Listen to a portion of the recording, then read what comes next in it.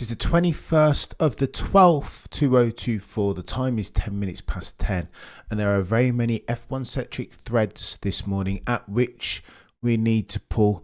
We've got to talk Colapinto negotiations ongoing. We've got to talk about Max Verstappen, Frederick Vasseur talking about the 4, soon to be 5-time champions, some may say. So too, we've got to talk about Liam Lawson, who's given a gazillion interviews, and I feel like he might have misread the assignment, because Franz Tost, legend, former team principal of Torro Rosso, has told him stand down, be crystal clear, singularity of focus as far as what it is that you need to do. And that is not competing with Max Verstappen, because of Max Verstappen's not insubstantial abilities behind the car. Behind an F1 wheel, you will ultimately end yourself on the downside. Let's talk about Frederick Vasseur first, because he said some things about Max Verstappen. The gist was post-season that Max potentially could have got behind the wheel of a McLaren or a Scuderia Ferrari car, and then of course he could have won the championship regardless. That's what Max said. Frederick Vasseur said, however, being the legion of reason that he is, not willing to bathe in the very murky waters of the hypothetical, said there's no point in having these arguments. This is the stuff of barbershop talk. Why are we even talking like that? You'd have to normalise for so many different variables that it's an argument that's not even worth having. If you pick up Max and put him in the McLaren, would he be able to give the feedback, the texture, the colourful technical feedback that Lando's been able to give by dint of his tenure in that car? Potentially not.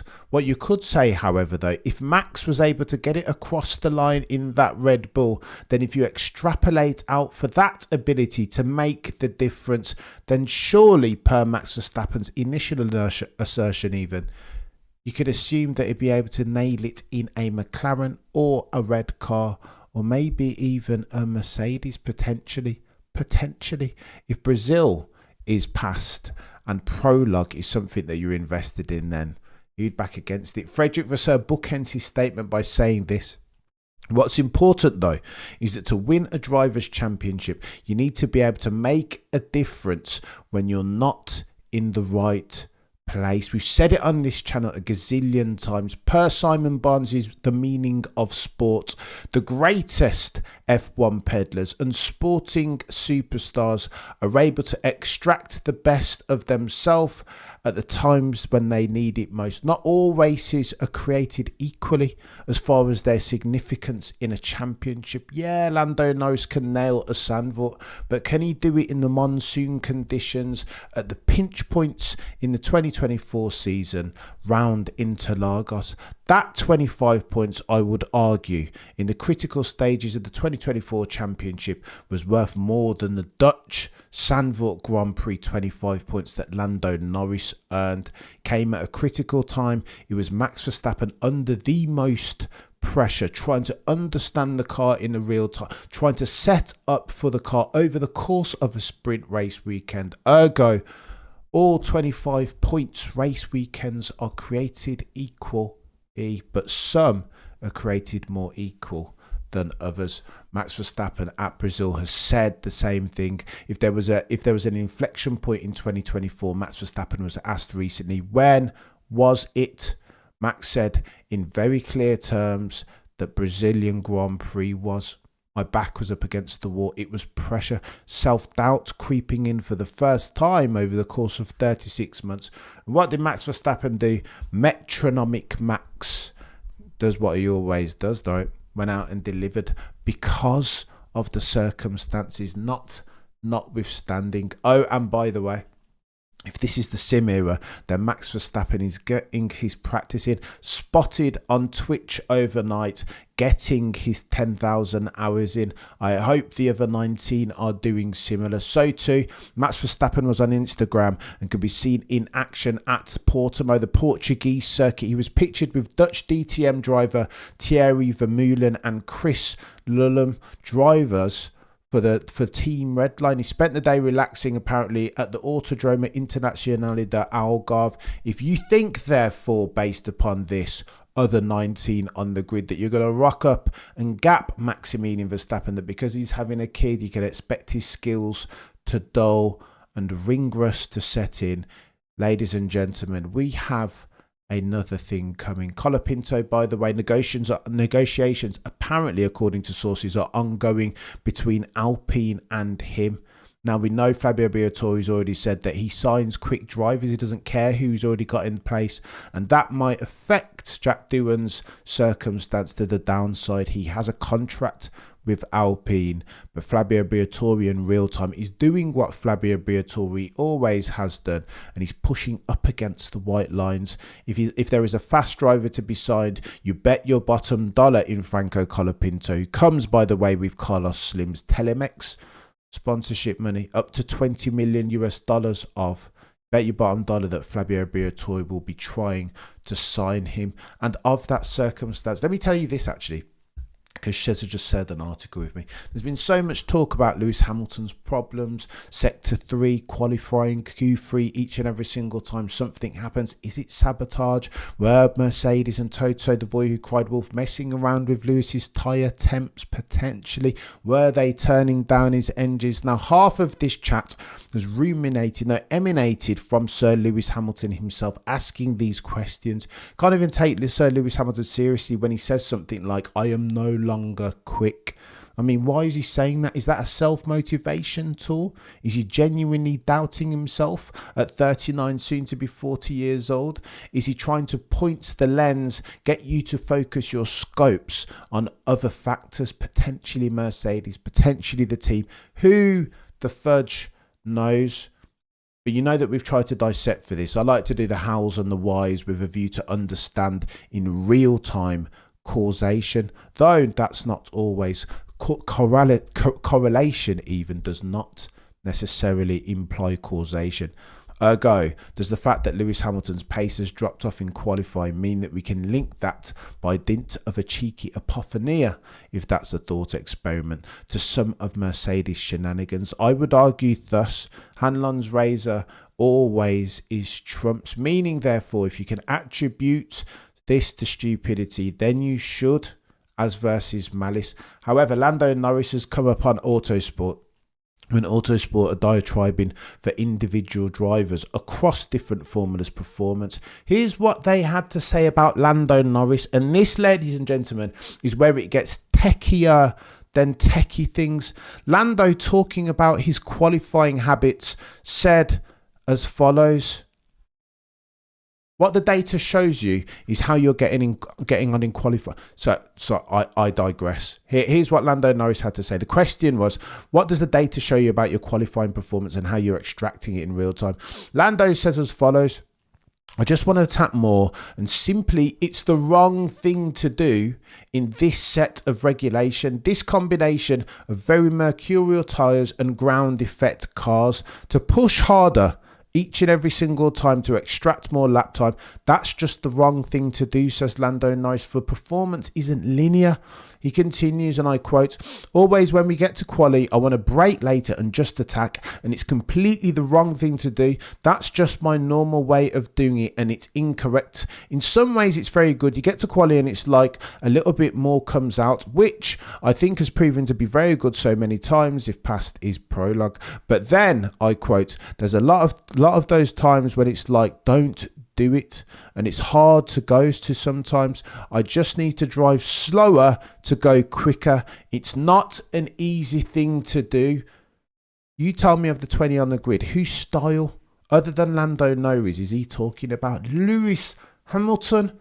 Lewis, since he came on the scene in 2007, has always driven like that. He's a street fighter of a driver, pushing the car, demanding of its physical capabilities. Each and every single, that's Lewis Hamilton. And that, ladies and gentlemen, is why Lewis is struggling, or has been struggling over the past 24 months in qualifying, for he asks question of that set of car, of this specification of car, in combination with this mercurial set of Pirelli compound tyres, that the car has no answers for, particularly over the course of a hot lap. Lando Norris continues, even the good qualifiers, it can be so small that I push I push like a few bar more of the brake pressure, and it's small margins kind of thing, but that little bit more, and it's the wrong thing to do. Instead of improving my Q3 lap by 1/10 altogether, I go 1/10 slower because I brake 2 bar more into a few corners, and I've put the car and tyres under a bit more stress. Ergo, we've talked about it a gazillion times on this channel. I don't want to hear about the sabotage merchants, cult LH fundamentalists. If we are bathing in the waters of reason and truth and objective value, as we always try to do at this channel, we've got to take this seriously. If Lando Norris, part of the sim racing generation, is telling us that adaptability, not pushing harder and more aggressively, is key to optimizing for lap time, particularly in qualifying, therefore Lewis Hamilton wants to be reading this, He wants to be reading this and adapting for it, because moving from Mercedes to Scuderia Ferrari by itself isn't going to make that change. This is a driving style thing. Now, Lewis, listen, I say all this to say this. Lewis is the goatest of all goats, a 7-time champion. That doesn't mean that he can't improve going forward. I've always been worried about Lewis Hamilton, particularly because in the sim racing era, where all and sundry Messrs Leclerc, Norris, Verstappen, Russell have all grown up in the sim as much as they have on track, Lewis doesn't like the sim, and I feel like this is being brought to bear. There is an adaptability piece, not in the race necessarily, but in qualifying, that Lando Norris speaks to here. He says with certain things it's just very difficult to tackle because it's such a feeling based thing. It's mental based. Of course, when I brake, I feel like I want to brake later. I don't really use the brake markers ever. I just brake when feel is right. And so when I go out in quali, I have the feeling I just need to brake later, says Lando.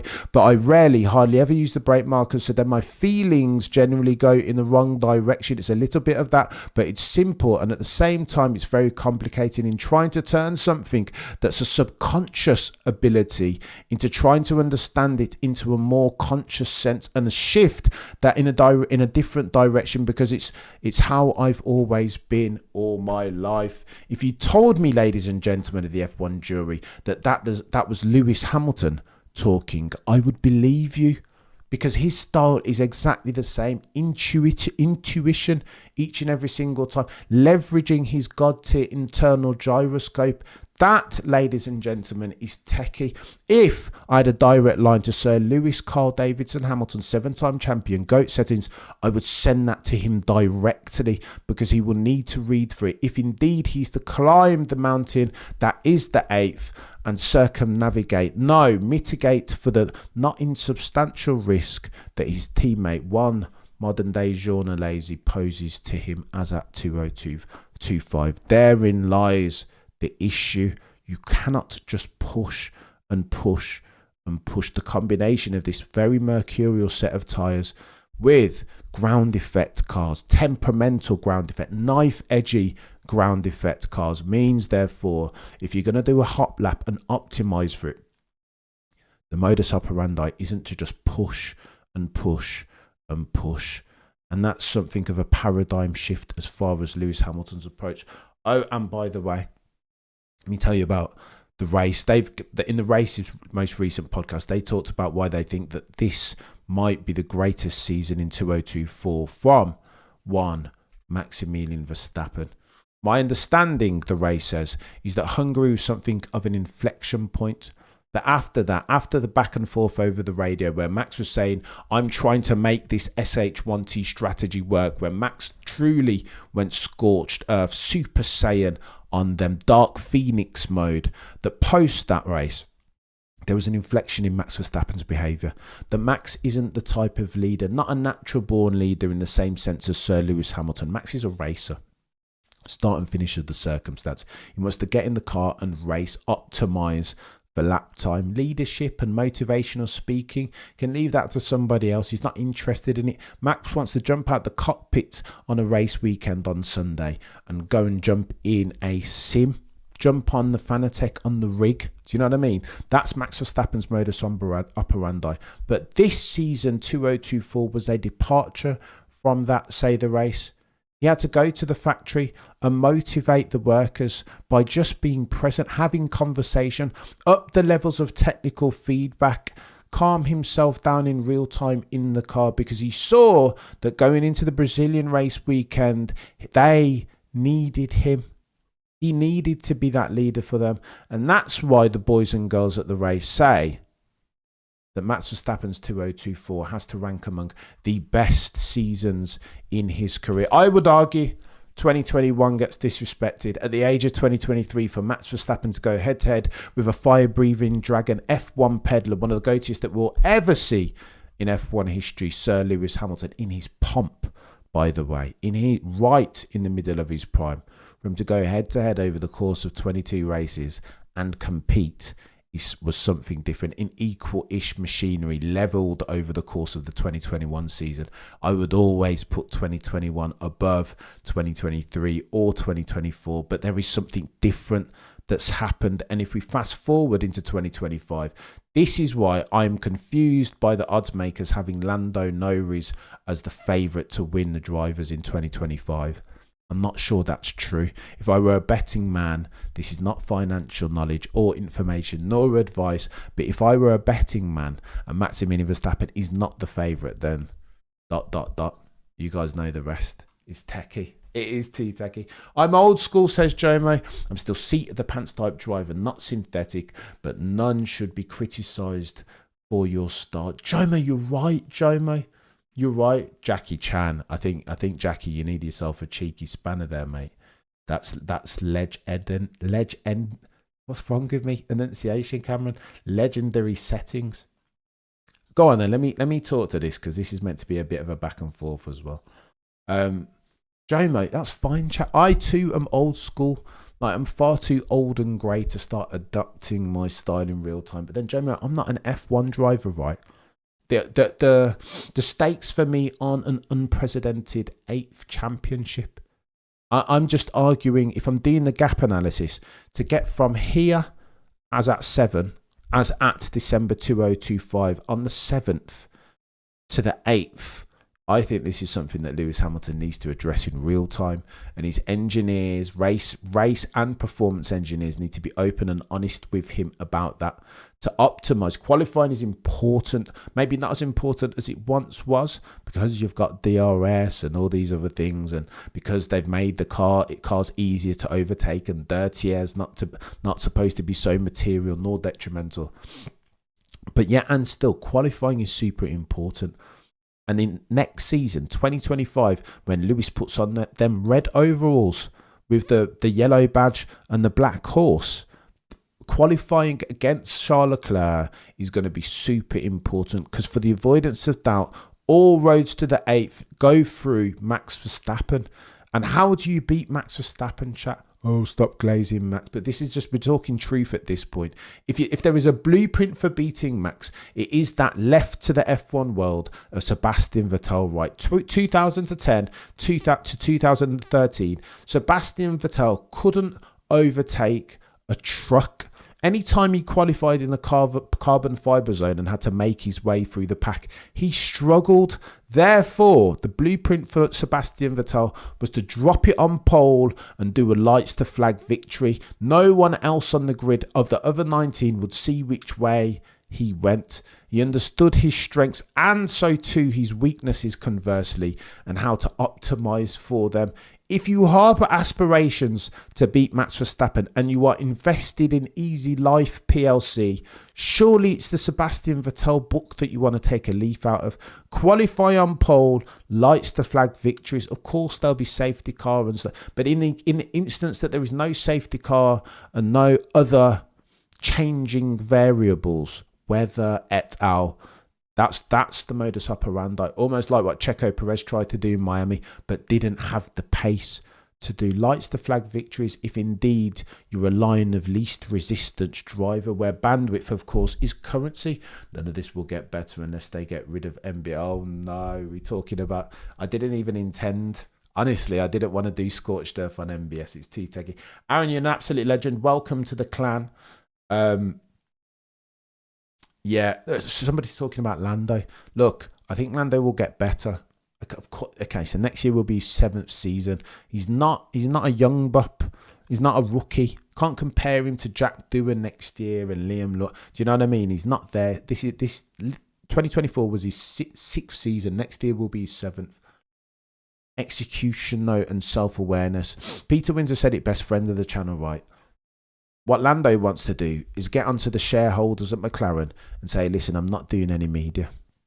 FIA, official press conference, whatever. I'm not doing any media because ultimately, for Lando in particular, more than anybody else on the grid, I think there is lap time from hiving himself away. He needs the blinkers, if we're using horse racing terminology. All of the extracurricular activities. Okay, so you could argue conversely for Lewis, it's a superpower. Toto Wolff tells a brilliant story about Singapore 2018. That in the lead up to that race, they were all super concerned. Lewis had signed a bloody fashion deal and was jetting all over the world to promote it in the lead up to Singapore when they were struggling as a team. And then Lewis jumps in the car and puts together a lap, one of the greatest by all accounts that anybody's seen in F1 history. Ergo, say that to say this, Lewis needs those extracurricular activities to get the best out of himself. To clip his wings in that marketing sense is to shackle Sir Lewis Hamilton.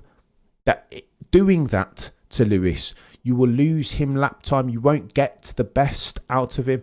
I would argue Lando Norris is different.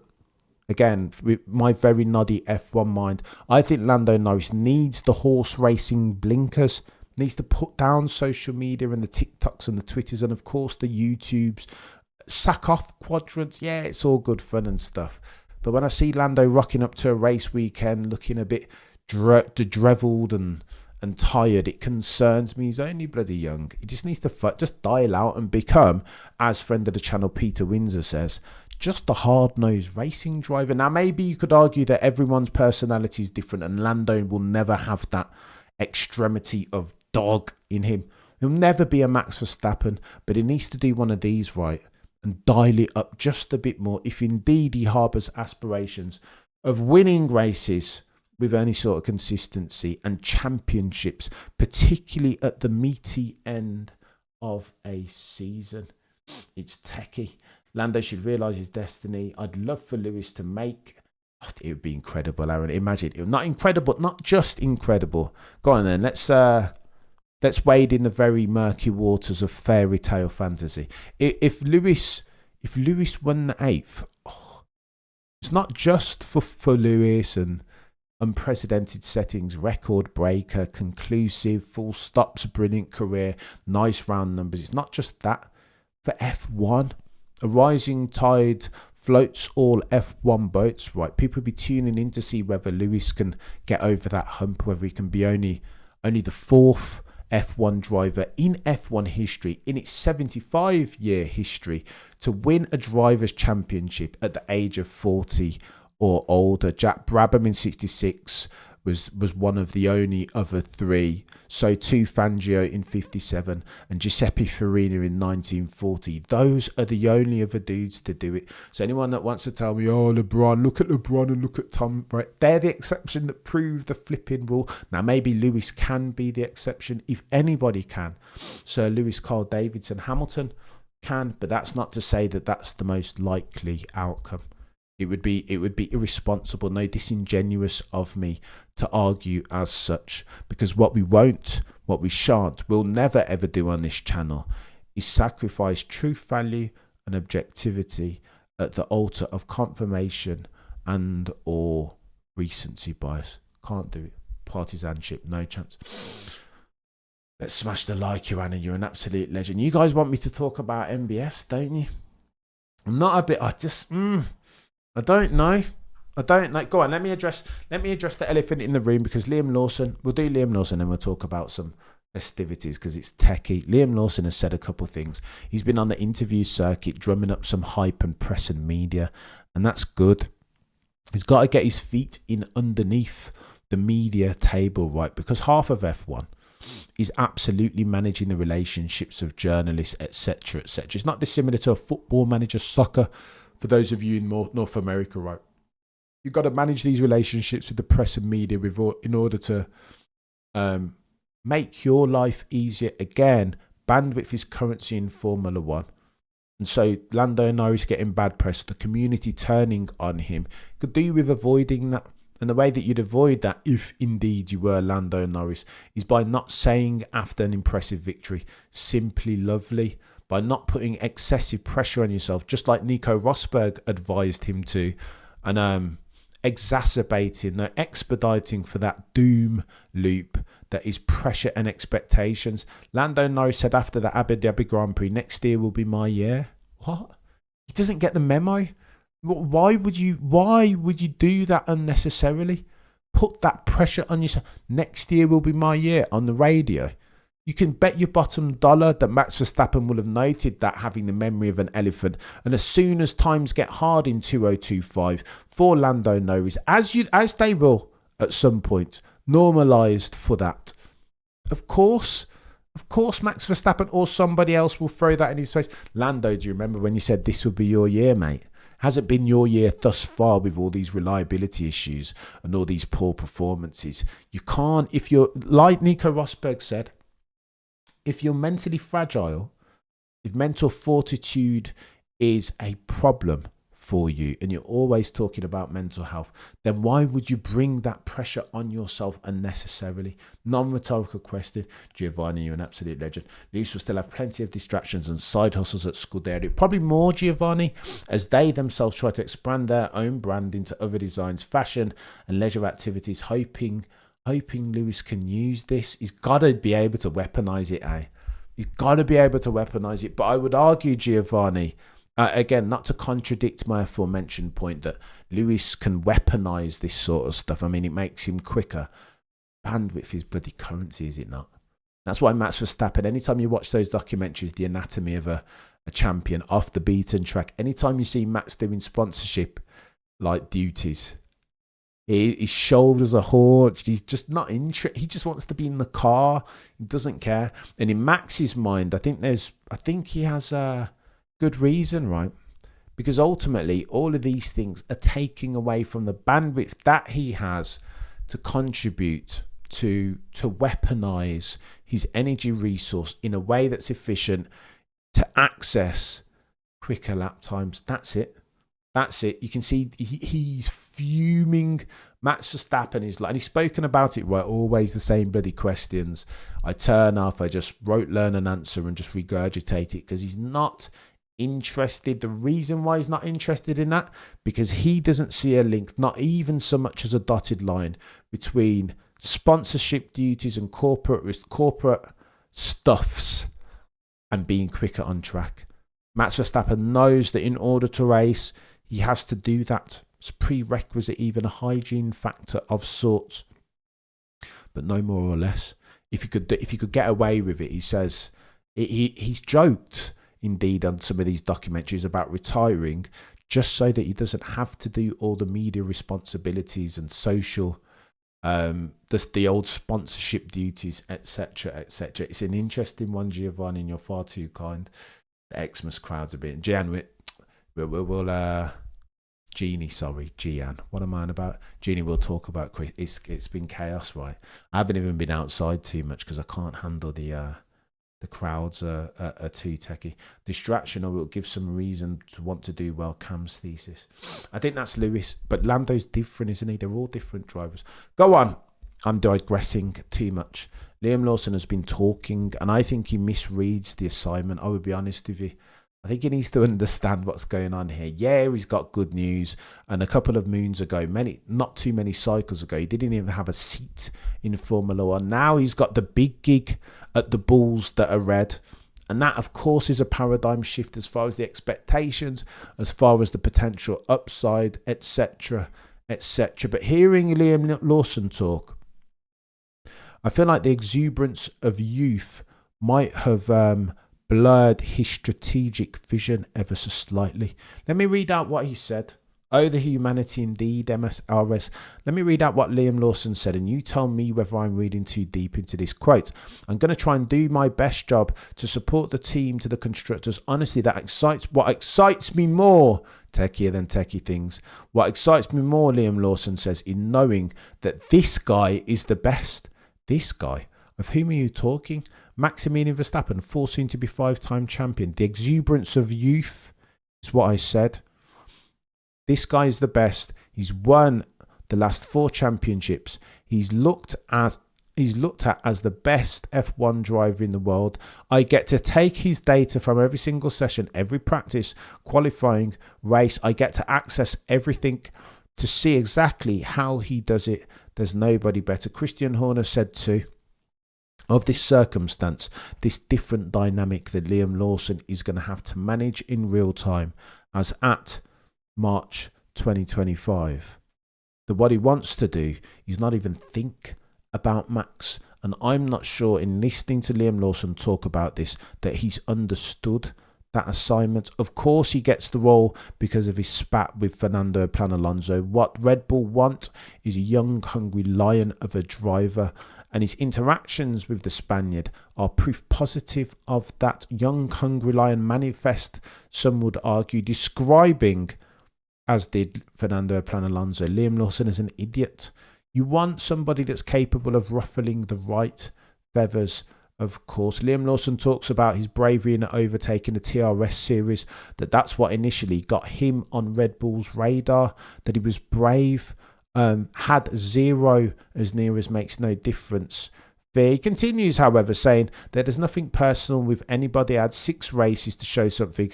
I'm not going to be overly aggressive, but I'm also not going to race anyone any differently. Liam Lawson has been quoted as saying, I race everybody the same. Ladies and gentlemen of the F1 jury, if that's Liam Lawson's modus operandi truly, and not just theory, if he looks to parlay that in practice as at 2025 in real time, especially against Max Verstappen, I race everybody the same, he's going to have himself an issue. The Times article continues, that outlook is as much the same as Verstappen's, but Lawson insists, by the way, and this bit's important, he's not expecting to go wheel to wheel with the 4-time champion immediately. What? Immediately? If ever, young sir, you are the rear gunner to Maximilian Verstappen. If you think you're coming there to race Max Verstappen, if you even dream that, sir, per Muhammad Ali, you need to wake up and apologise. That's not the assignment, Liam Lawson. Rein that in, chap. If indeed you harbour aspirations of winning yourself a championship, I would contend that that's more likely to happen at another team than it is at the Bulls that are red. The article continues at the Times. It says, instead, his goals are not clearly defined.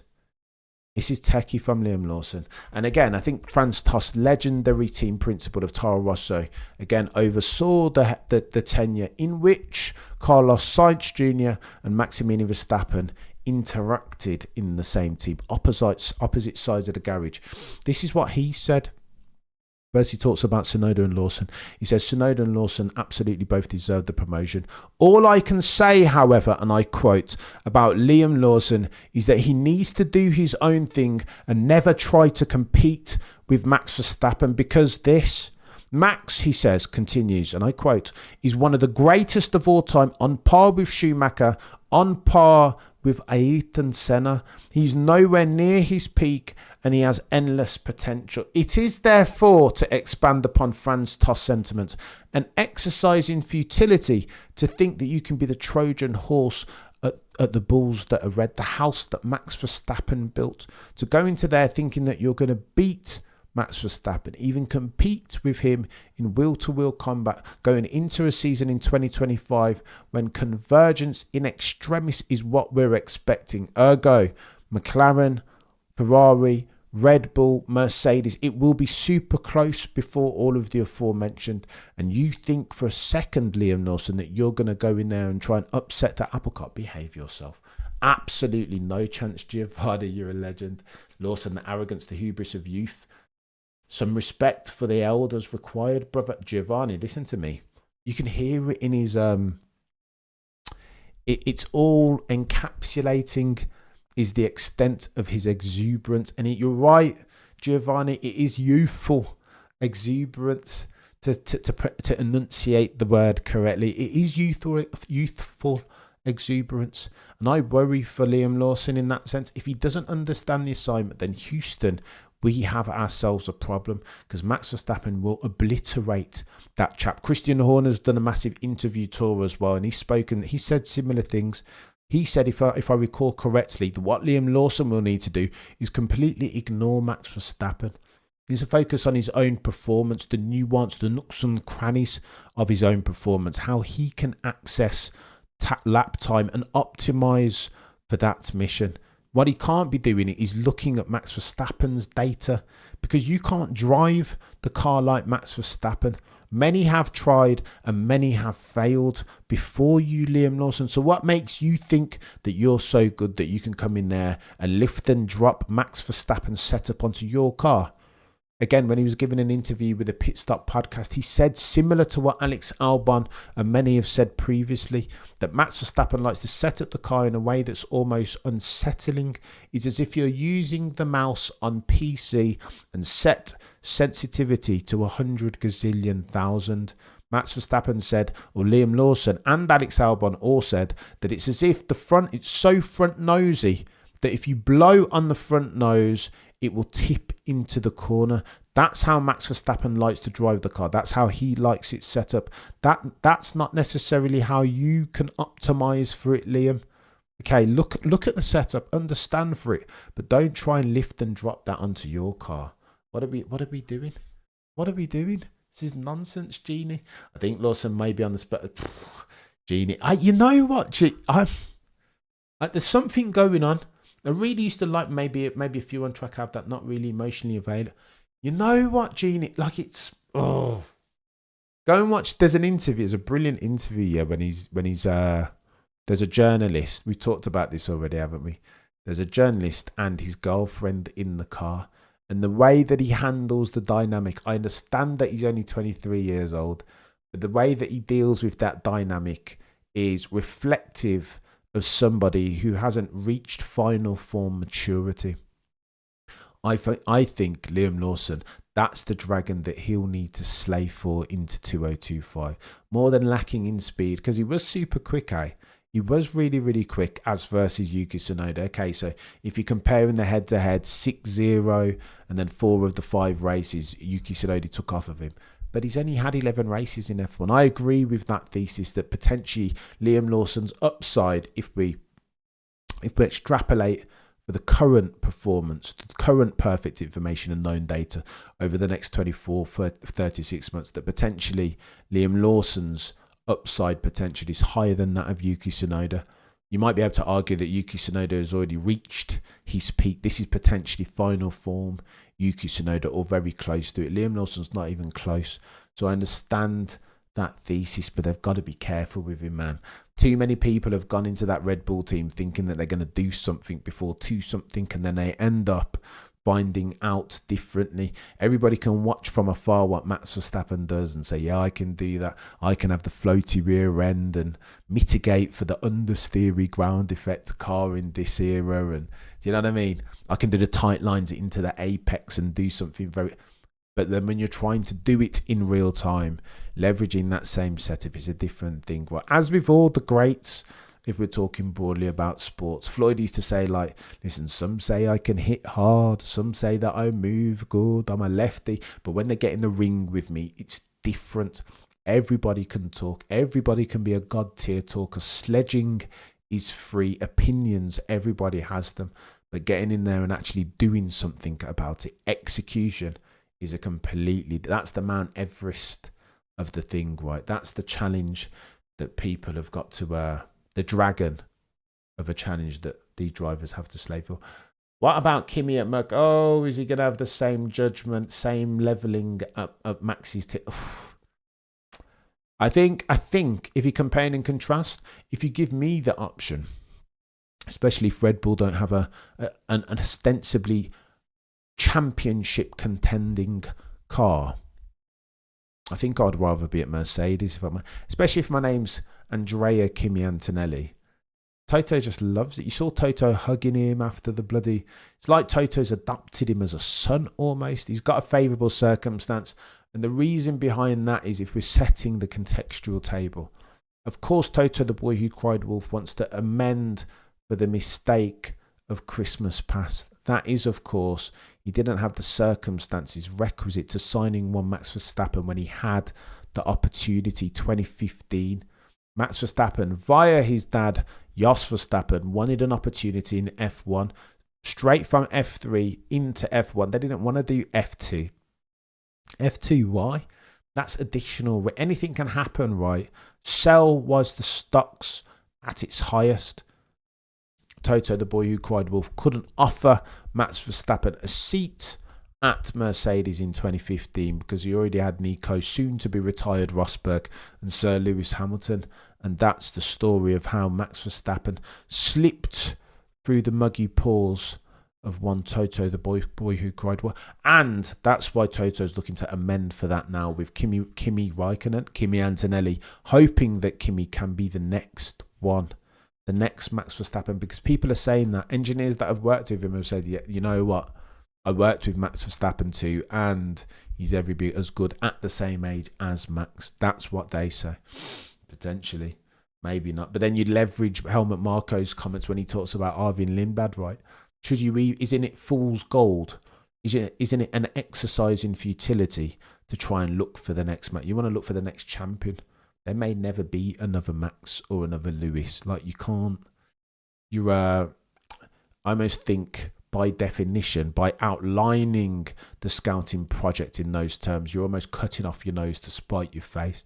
Go and find the next champion. That's what Red Bull are looking to do. Maybe Kimi Antonelli is that. Minimum speed, 17 kilometres quicker than anybody in FP1 at the Italian Grand Prix through FP1. He set his time at the outset, front and centre straight away. Those other bods, Norris and Lewis and Max, they were all doing their lap times late on, were they not? Maybe he's just that quick at his home Grand Prix, at least. I don't know. It's all very techie. No, Toto, that's so not right. How are you guys all set? In fact, let me tell you this, actually. There was another thing that I wanted to pick up. Arvin Lindblad. Oh, here it is. I've said on this channel, again, sometimes you got to do mea culpa one and hold with your hands, right? Stop. Say, are you going to report anything other than Checo, Cameron? Checo was the bloody news story. Of course I'm going to talk about it. It's not my fault that Red Bull kept on changing their mind on timelines, but I digress. I said on this channel that Yuki Tsunoda, don't read too much into the post-race test, especially not if you're looking at absolute pace. One of those ones, if it's a testing session, then you can't look at the times and say, well, Arvin Lindblad was quicker than Yuki Tsunoda. And I still stand by that. But Christian Horner's come out and said of that test that he wasn't present for, by the way, that Isaac Hadjar was quicker in absolute terms than Yuki Tsunoda. Now, that's true. I think, though, there is a context to that. Being honest, I'm not sure that they were on the same runs at the same time. If you're going to compare and contrast times, as you would do, let's say in Q3, you need to normalise for different variables, right? If you're going to do apples and apples, you want both drivers to be setting the laps at the same time, on the same setups, on the same compound of tyres, at the same stage of track evolution, and then you normalise for it and you can do a proper apples for apples. I wasn't at the post Abu Dhabi test, so I couldn't tell you. I've searched and tried to do due diligence. I couldn't tell you how like for like Isaac Hadjar and Yuki Tsunoda's context were. If I were a betting man, I would say, because he wasn't close. Isaac Hadjar's time was much quicker than Yuki Tsunoda. Is Isaac Hadjar much quicker than Yuki Tsunoda? I do not think so. If I were a betting man, I'd bet my house on my wife and my child. Like, absolutely not. No way. So there's something, we've got to normalise for something. I'm guessing what that is.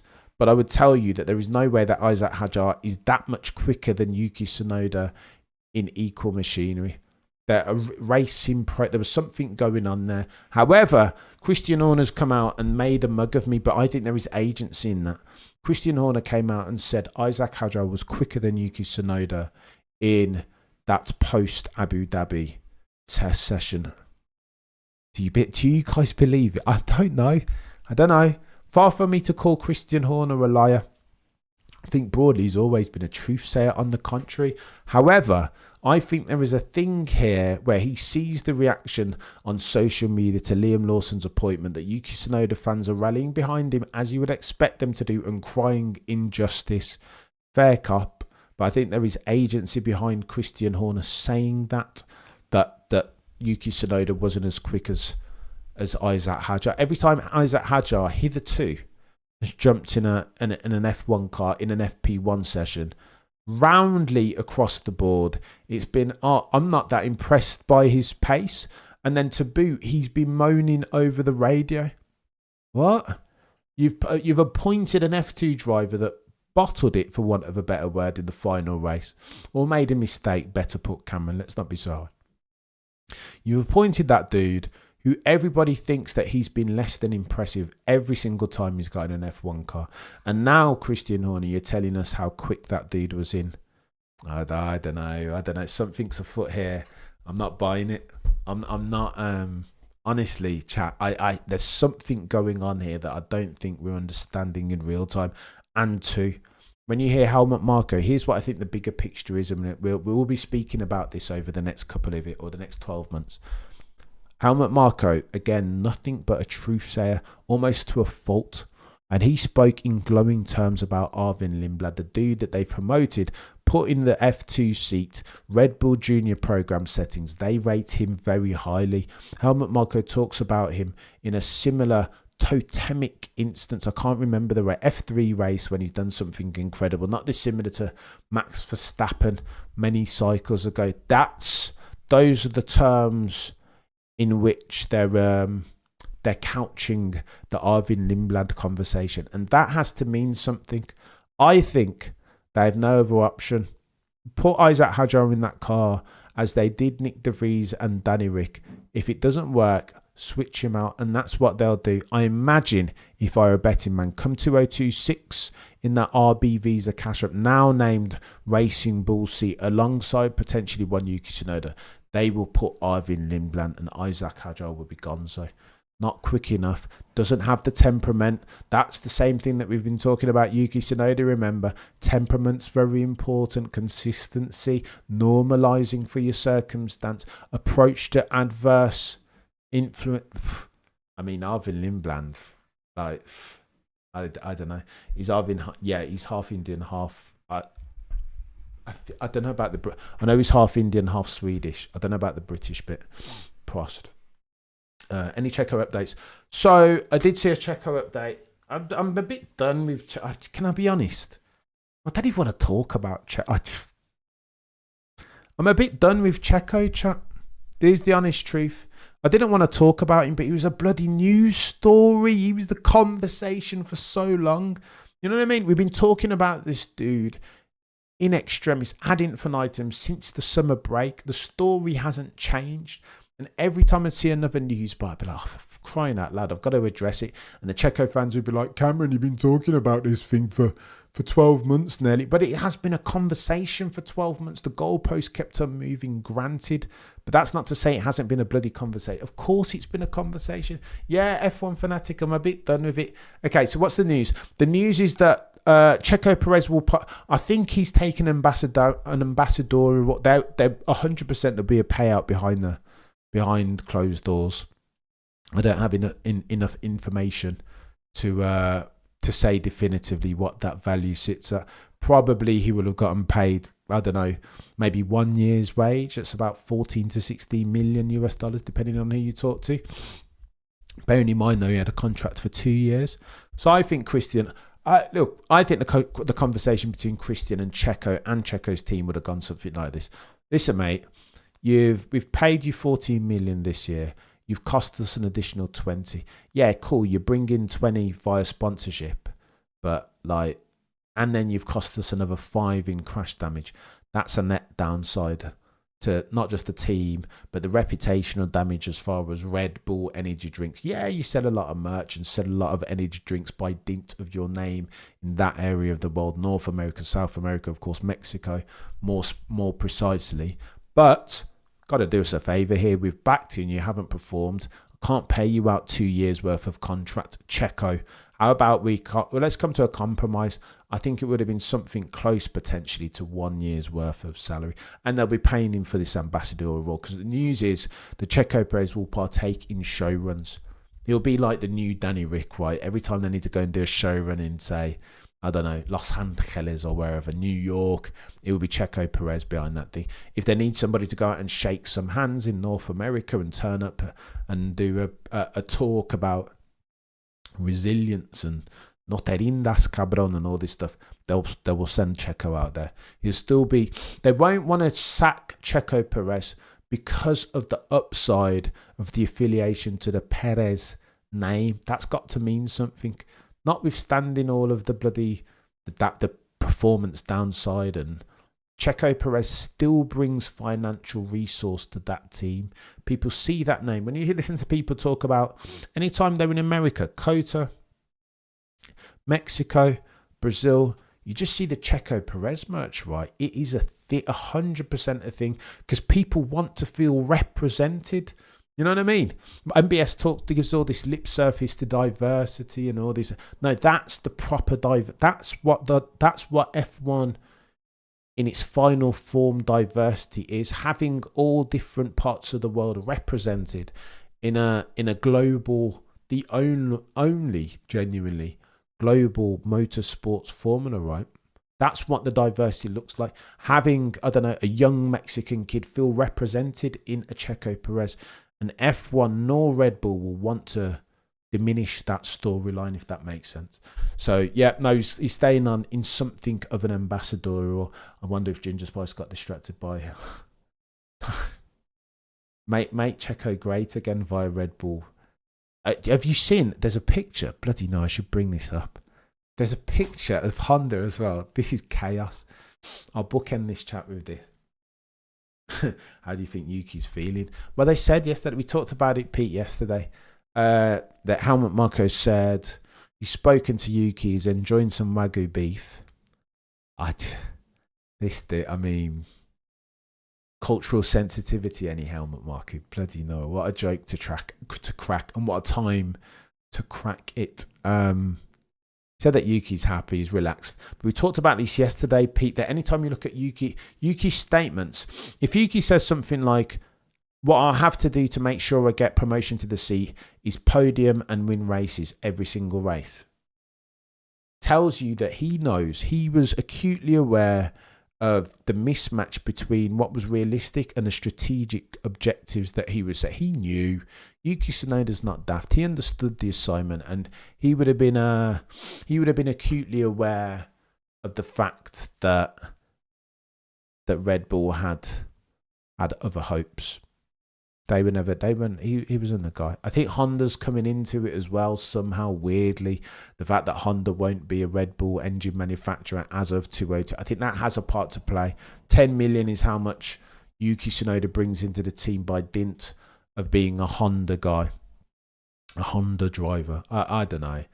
It's very techy, that. I've seen some guys calling Checo's greatest Mexican driver Pedro Rodriguez. How very dare they? But again, Prost, I don't think we should kowtow to recency bias and a very peculiar brand of recency bias by ignorance, right? And I don't mean ignorance in a disparaging way, but I mean, if you've only been watching the sport 5 years, then how are you going to know about Pedro Rodriguez and all these bods who have come before? You're just not going to, you won't know. It's like out of scope. It's like quantum mechanics. It's a tail event of a drive. It'd just be outside of your scope of knowledge, and I think that's what we're dealing with here, Prost. It's very, very techy. No, you're welcome, Pete. We're talking. There'll be 10 million fewer reasons for Yuki to be at Red Bull. So, exactly. So they've kept him there as a placeholder, right, to ensure that Honda don't turn the taps off. But you saw, I was going to tell you about, there's a Honda picture on F1 Reddit. Let me see if I can get it up quickly. It's absolute chaos. They've Honda in their social media have just there's a reason for it, but it looks bonkers. There's a picture of the Red Bull team. I think it's Max, Checo and Christian stood behind a Red Bull F1 car. Honda in their social media have cropped out Christian Horner. Like, hang on. So you can only see Checo and Max and the car. The reason why they've done it though is because on the right side of the picture, you can see the Honda logo. So that they think, obviously if it's a Honda social media post, they need to include the Honda logo, right? And in order to get that on there, they've cropped out Christian. Maybe, I don't know, maybe it's epiphany and we're connecting dots that shouldn't be connected. Correlation does not imply causation, but it looks dodgy. They came out and they congratulated Liam Lawson on his promotion though, didn't they? Which again is rogue and weird as fudge, but I don't know. There will be 10 million reasons. Yuki Aston, go on then, Starley. Let me indulge that. Yuki Aston Martin. People keep saying that because, of course, Honda go over to be Aston Martin's engine manufacturer as at 2026. But who? That bit you need for Fernando Alonso to retire, right? For that to be a thing, because Lance Stroll, you're not going in. He's the son of the owner. I don't know. I just can't say. I don't know. There needs to be a material variable change between now and then in order for that to transpire. And I don't know where it is. I've tried. I've dabbled in that thought experiment far too long, and I just can't see it. They would not have to, but Seething on the social team run. Can't say that, Aaron. You're going to get me a cancelled. Hilarious story that Honda, thanks to Yuki, without North Pole, Canada. I've got to go check Santa's program. Yeah, I think we all need to go and have a word with Santa to make sure that the little ones get. Listen, I hope you guys have a fantastic festive period. I know some of you will be catching up daily. The daily catch-ups aren't going anywhere. But I just wanted to say, for the avoidance of that, you guys have been legends. This channel ceases to exist without our fervent back and forth. This is the reason why I set up the channel, to argue with mates, best friends, Justin, Guy, Jerry, etc. Shares, Baxty now, Peter Windsor, just to have these conversations and these friction, because I want to make the content that I want to watch, right? I don't want to see like the internationally syndicated broadcasts just align on, just sit on the same side of the fence. No, I'm going to disagree. And no, Lewis is the greatest. What are you talking about? Lewis is rubber. Max is the greatest. No, Max will never be the greatest because he's just. I want to have these conversations. Charles Leclerc is a error merchant of the unforced for. I want to have these. What are you talking about, Cameron? Charles Leclerc, put some respect on his name. He's been brilliant. I want to have these conversations. You know what I mean, Kayla? And it's got to happen. Listen, you guys, go and buy some presents because we've got a festive period coming up, I think. Someone told me. And yeah, Santa doesn't do special delivery, not at Christmas time. So I think we all owe it to ourselves to go and spend some time with some loved ones. You guys will be legends. I'll be back later on. T-9 hours. Again, as per usual, talking about all things. This will be a shortened version. Sometimes I've got to do a cheeky 10-minute or less because time is is not an infinite resource. But I digress. Have a fantastic festive period if I don't speak to you later on. You guys are legends. Thank you so much. Between now and next time, the prosecution rests. No further questions, Your Honour.